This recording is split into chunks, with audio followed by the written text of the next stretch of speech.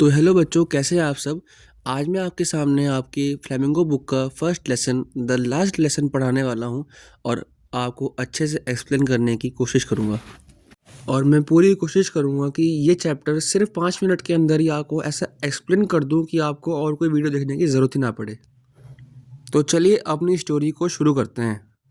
हमारी इस स्टोरी के दो मेन कैरेक्टर्स हैं, एक है फ्रांस और दूसरा है एम हैमल।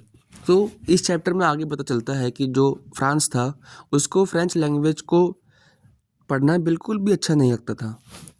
तो उसको घर के लिए काम मिलता है, पार्टिसिपल्स को अच्छे से याद करके आना होता है, लेकिन वो ये काम नहीं करता। तो इसलिए उसको बहुत ज़्यादा डर लगता है स्कूल जाने से कि उसकी कहीं मार पिटाई ना हो जाए। जब वो स्कूल पहुंचता है, on reaching school he notice unusual silence. ऐसा साइलेंस रोज स्कूल में नहीं होता, लेकिन उस दिन उसको लगा कि कुछ स्पेशल है या कुछ तो बात है कि ऐसा अनयूजुअल सा साइलेंस स्कूल में है। और यहाँ तक कि एम हेमल भी उसको नहीं डांटते स्कूल लेट आने के लिए। तो अब वो वहाँ पर एक स्ट्रेंज एटमॉस्फेयर को ऑब्जर्व करता है इन द क्लासरूम। तो वो स्ट्रेंज एटमॉस्फेयर क्या था? वो ये था कि the villagers were sitting on the back benches. और ऐसा कभी आज तक नहीं हुआ था कि स्कूल में विलेजर्स आए हों और वो बैक बेंचेस पर बैठे हों। और वो देखता है कि एम हेमल वोर हिज स्पेशल ड्रेस। और वहाँ के सब लोग बहुत ज़्यादा सीरियस और सैड थे। और ये जो एटमॉस्फेयर फ्रांस ने उस दिन नोटिस किया वो और दिन से बिल्कुल अलग था। It was different from a normal day. तो बच्चों, ये टॉपिक आपके आने वाले बोर्ड के एग्ज़ाम में बहुत ज़्यादा इम्पोर्टेंट होने वाला है और ये टॉपिक है द बिग अनाउंसमेंट। तो बच्चों, क्या हुआ था कि एल्सेस एंड लॉरेन में जर्मन्स ने टेक ओवर कर लिया था। तो इस कारणवश क्या हुआ कि एक ऑर्डर आता है बर्लिन से। वो ऑर्डर क्या आता है कि अब से सिर्फ जर्मन सी स्कूल और कॉलेजेस में पढ़ाई जाएगी और लिखाई जाएगी। जो हमारी फ्रेंच लैंग्वेज थी वो पूरी तरीके से बैन हो चुकी थी पूरे एल्सेस एंड लॉरेन में। तो अब वहाँ पर सिर्फ जर्मन लैंग्वेज ही पढ़ाई जाएगी। तो इस अनाउंसमेंट के बाद अब सिर्फ फ्रेंच लैंग्वेज का ये जो लेसन एम हेमल पढ़ा रहे थे वो लास्ट लेसन होगा। अब इसके बाद कोई भी फ्रेंच लेसन अब ना ही स्कूल में और ना ही कॉलेजेस में पढ़ाया जाएगा।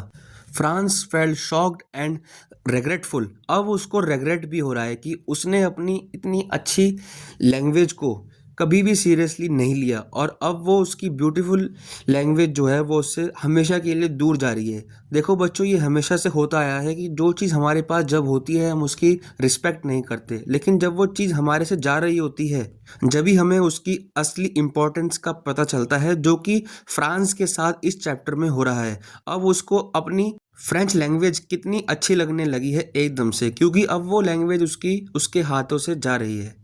तो बच्चों, अब आता है टॉपिक फ्रांस रियलाइजेशन। ये वाला क्वेश्चन जो है वो 3 नंबर का आपके इस साल के बोर्ड एग्जाम में आने के 100% चांस है कि ये क्वेश्चन आएगा ही आएगा। इसलिए इसको अच्छे से समझना, 3 नंबर में आपको मिलेगा। तो वो फ्रांस जिसको अपनी लैंग्वेज बिल्कुल भी अच्छी नहीं लगती थी, अब उसको बहुत ज़्यादा सॉरी फील हो रहा है कि उसने अपने फ्रेंच लैंग्वेज के लेसन्स को नेग्लेक्ट किया, नज़रअंदाज किया। सो now he develop love for the French language. अब उसको अपनी फ्रेंच लैंग्वेज से मोहब्बत हो चुकी थी। So now he respected him हेमल डीपली।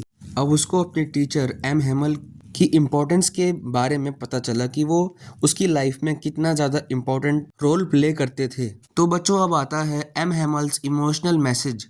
तो बच्चों, वो बोलते हैं कि French is the most logical and beautiful language. उनके हिसाब से जो उनकी फ्रेंच लैंग्वेज थी वो सबसे ज़्यादा लॉजिकल एंड ब्यूटीफुल लैंग्वेज है इन द वर्ल्ड। बच्चों, ये वाली लाइन आपको अपने एग्ज़ाम में ज़रूर लिख कर आनी है, क्योंकि ये लाइन बहुत ज़्यादा इम्पोर्टेंट है। आपको ये लाइन अपने हर आंसर्स में ज़रूर लिख कर आनी है। अब इसके आगे एम हेमल बोलते हैं कि people must protect their mother tongue. Language is the key to freedom. He blamed everyone including himself. तो एम हेमल सबको ब्लेम करते हैं, विलेजर्स को, स्टूडेंट्स को और ख़ास तौर पर अपने आप को भी, कि उन्होंने अपनी लैंग्वेज को प्रोटेक्ट नहीं किया। अगर उन्होंने अपनी लैंग्वेज को प्रोटेक्ट किया होता तो आज उनकी लैंग्वेज उनके हाथों से नहीं जा रही होती। तो इसमें वो सबकी गलती बताते हैं, विलेजर्स की, स्टूडेंट्स की और अपने आप की भी। एम हेमल ये भी बोलते हैं कि language is the key to freedom. हम सबको भी अपनी मदर टंग को ज़रूर प्रोटेक्ट करना चाहिए, क्योंकि ये हमें आज़ादी देगी। बच्चों ये है लास्ट स्लाइड इस चैप्टर की। तो अब जो एम हैमल हैं वो बहुत ज़्यादा इमोशनल हो जाते हैं क्योंकि ये उनकी लास्ट क्लास थी। वो बहुत सालों से फ्रेंच लैंग्वेज अपने स्कूल में पढ़ा रहे थे। So now he wrote vive la France on the board. बच्चों वाइवा ला फ्रांस का मतलब होता है लॉन्ग लिव फ्रांस। तो बच्चों ये था आपका फ्लेमिंगो बुक का first chapter the last lesson.